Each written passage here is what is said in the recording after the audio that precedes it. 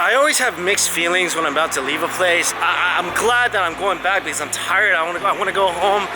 At the same time, if it's a place I really like Taiwan, it's sad, you know? It's my last day here. Well, my last half a day. And this lunch will be the last meal I have in Taiwan for a while. So I did a lot of research and I found this place that serves Xi'an food. It's got pretty good reviews, so I'm gonna go check it out for lunch. And by the way, if you guys ever been to Taiwan before, you gotta watch out for the little motorbikes. I was almost killed no less than like 50 times since I got here. I think it's saying something when I'm more afraid of the little motorbikes than I am of the cars. This is the place I'm talking about. Qing Wei Guan with a flavor of Qing. Qing is, of course, the first dynasty of China and where they established Xi'an as the capital, or Chang'an. It's tried to kind of look like one of those old-style houses. They're playing old-style Shanxi music. Shanxi is a province that Xi'an is in.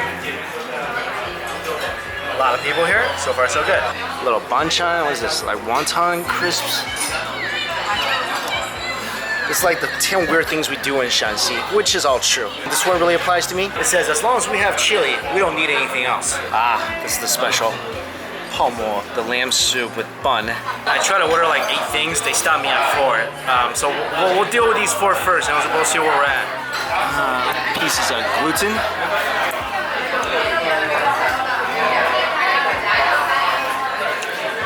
Very Taiwanese flavor. Braised gluten. It's good though. Stir-fried spicy and vinegary potatoes. I did a recipe video on this, and look, they're using traditional Shanxi peppers. We love using these long peppers, and it smells amazing.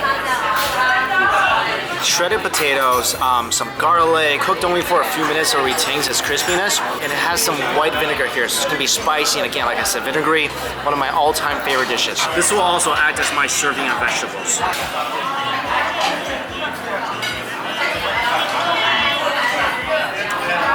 Nailed this one. Nailed it. To make it truly, authentically Xi'an, this thing needs to be pretty vinegary. Most people will probably taste this and say it's a little too sour.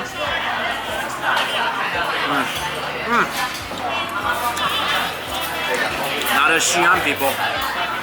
We love that thing sour. Ancient Tang Dynasty dish.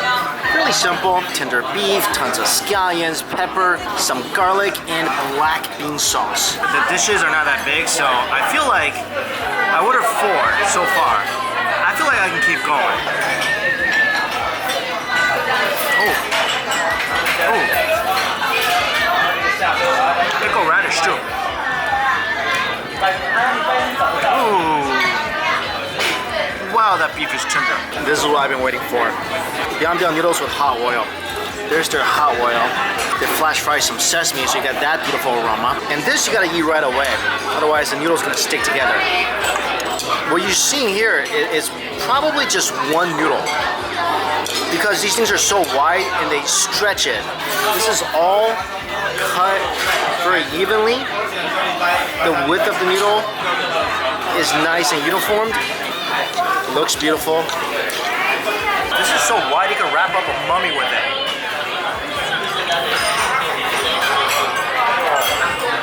In Taiwanese terms, that was very cute. This is lamb. I think it's fried with tons of cumin. Oh, this is just chunks of lamb. And crispy on the outside, really tender.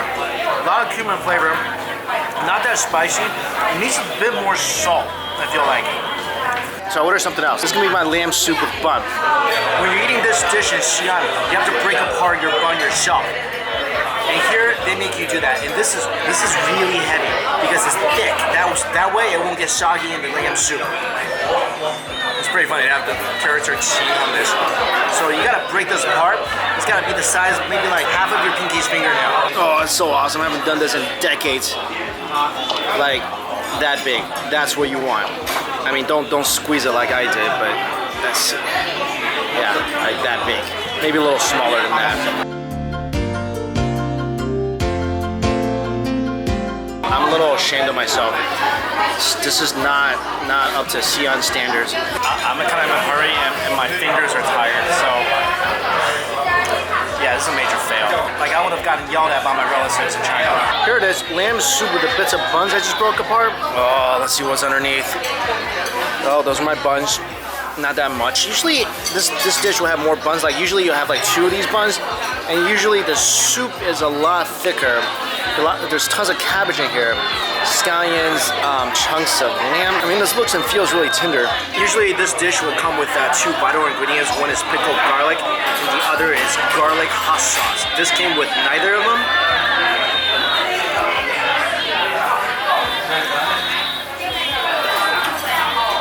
I wouldn't necessarily call this a Yangzhou Palmo. I would just say this is lamb soup with cabbage with bits of buns inside.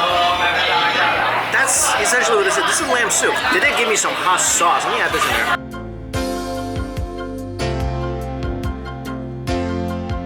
The hot sauce is really not that spicy. Lamb looks pretty tender. Lamb is pretty tender.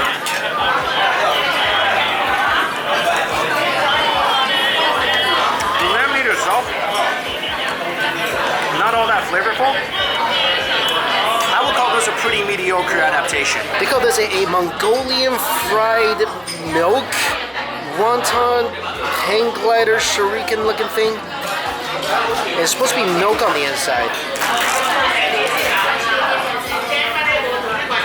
Yeah, I don't know if you can see the milk on the inside. This is just fried dough with a ton of sugar. I mean, you could stuff Tootsie Rolls in here and it still tastes good.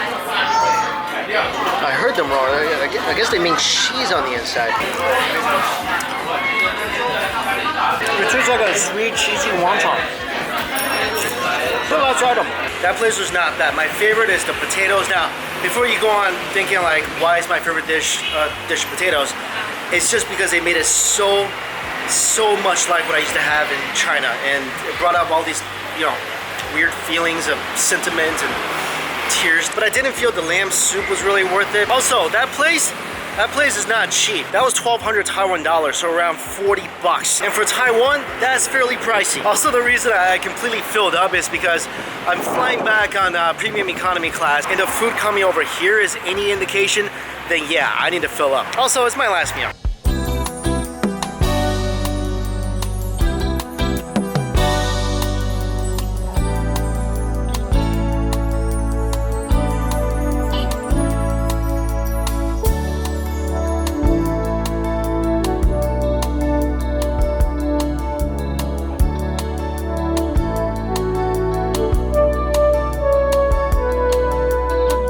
Check this out. This is, let me see this, is this real? Oh, this is real. And kind of dangerous. The shortest escalator in airport history. Total of like 3 seconds. I like this airport, I do.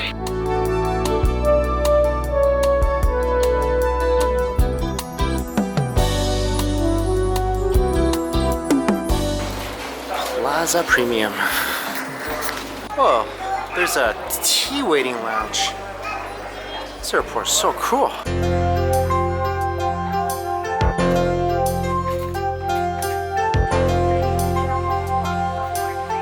Haha, yep. That's it. Same seat. Closest access to the toilet. So far, these 2 seats are empty. Dinner time. I feel like all I've done today was just eat. Best day ever. Look at that bacon. It's like a salad with bacon and smoked salmon, some pickles, dragon fruit, apple watermelon. This is 3-cup chicken. Taiwanese signature dish. What? No one told me broccoli was invited to the party. Bacon actually looks good.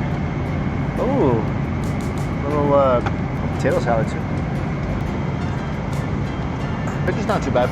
Smoky, sweet. Here's what I learned about food in premium economy. The main dish is always going to be the worst looking thing on your tray.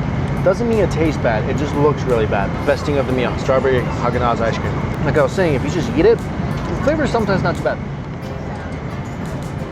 Like that 3-cup chicken, it's a pretty good 3-cup chicken. Solid pieces of ginger in here, a little spicy. Got some nice flavors. That chicken is actually really delicious. I mean, it's flavored nicely, it's got a kick.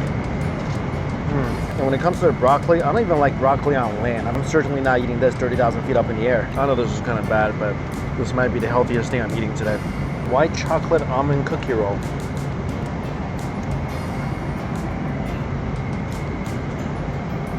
It's like an almond rice cracker. This will go good with some tea. Wonder Woman, some Haagen-Dazs strawberry ice cream. Lean back. Let's just try to enjoy this flight. Good morning, or should I say good evening, because it's about 6 o'clock at night in New York. The last meal of the flight. Again, 3 plates. Oh wow, what the heck. It was between this or I think some kind of rice noodle, and I chose poorly. I'm not sure what this is. Like an omelet. Ooh. With some stuff inside. And again, what is with the broccoli? Oh. Not too bad. It's like a rectangle potato egg mixture. I don't know what this is. Just as I thought, sweet potatoes. Again, we're gonna bypass the broccoli. I never thought I'd say this, but that sausage is the worst thing on this plate. I mean, you can't go wrong with sausage, right? But this thing, look at this, look at this. This is a fork, it's a pretty sturdy fork. Stabbing semi-hard. Like, usually if this is like a sausage or a hot dog, this is enough to break through. See, same strength here, goes through. Right here, like it goes through a little bit, kind of give you an idea how tough this is. Oh my god. This is probably the worst in-flight meal of this trip. But again, that's my fault. I should have chose the rice noodles. What was I thinking? In New York, usually I really dread customs because it takes like an hour or 2 hours. But before I went on this trip, I got this, the Global Entry card. It's not a sponsor or anything, I just got it, and it's supposed to expedite everything. Let's see how it works. Global Entry is the most amazing thing. If you guys like to travel, I mean, if you travel a lot, if you go out of the country a lot, I 100% recommend it. I didn't have it until this trip. So every time I come back to the US, it's always a line. I always have to wait. I think on average, before I had Global Entry, my wait was around half an hour. Also, crazy story. Right before the plane was about to take off, someone just kind of stepped over me and sat in the seat next to me and took his shoes off and started to rub Tiger Balm all over his feet. And then the flight attendant comes over and asks to see his ticket because he wasn't actually supposed to sit there. Anyway, he said he lost his ticket, that is his seat, but then he just got up and left. I assume he went back to his original seat. And then he comes back during dinner time while I was eating a pretty tasty 3-cup chicken. He comes up to me, he asked me if I could grab his socks. Anyway, horror story, and no, I did not end up grabbing his socks. I haven't had enough of Taiwan food. As soon as I get back to New York, Taiwan restaurant. Okay, it's the only place that's open till midnight. But still, so hungry. I got this dish. It's chives and ground meats and chili peppers. It's supposed to be really spicy and chivy. And I had to get a bowl of the braised pork over rice. I cannot get enough of this. Oh, look at all that grease. That grease definitely reached the bottom of the rice bowl. And it's like forming a pool.